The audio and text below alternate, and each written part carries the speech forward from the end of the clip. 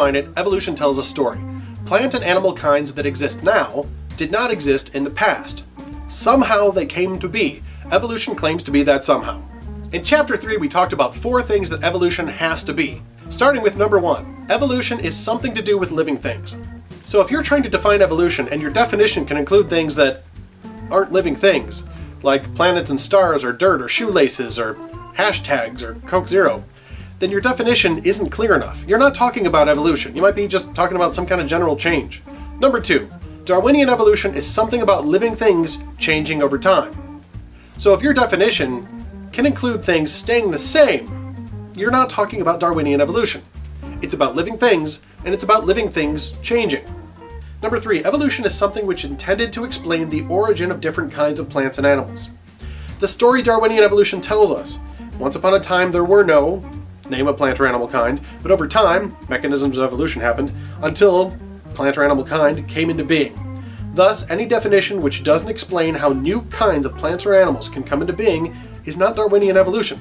Number 4, evolution tells a story wherein all living things arose through past common ancestors until, far back enough in time, we reach a first universal common ancestor, making the history of life on Earth a big tree of life. Or going forward in time, it explains how simple things like bacteria became worms, which became fish, which became lizards, which became rodents, which became primates, which became humans, one of which is William Shatner.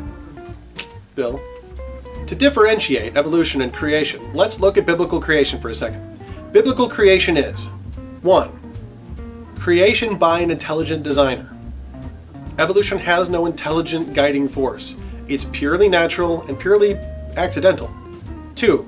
Creation would expect a great deal of functional genetic information in the past, which would, because of entropy, be decaying over time, whereas evolution would expect there to be a little bit of functional genetic information in the past, gaining more and more and more function and more information over time.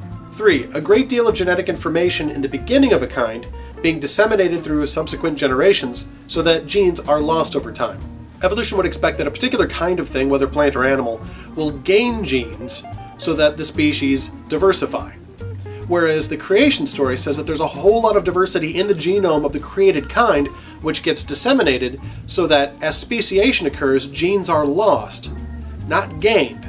Number 4, animals will reproduce according to their kind, never breeding outside of their kind, so that dogs will only produce dogs and can only mate with other dogs.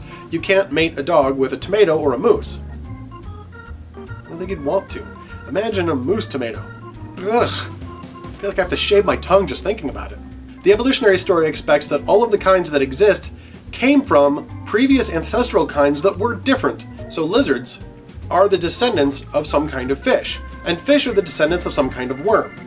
The creation story says, no, worms will never give rise to fish, and fish will never give rise to lizards. The evolutionary story says worms did give rise to fish did give rise to lizards.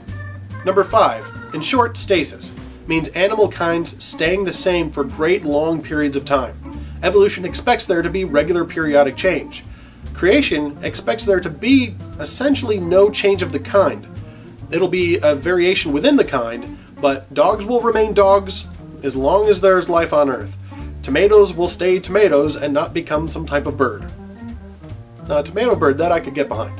Just picture it. It's kind of cute. In tomorrow's installment, the guys around the round table by the dartboard are going to talk about a wide variety of popular definitions for evolution that come from a wide variety of evolutionary sources, and then see why those definitions fail. And then they'll eat a huge pile of nachos.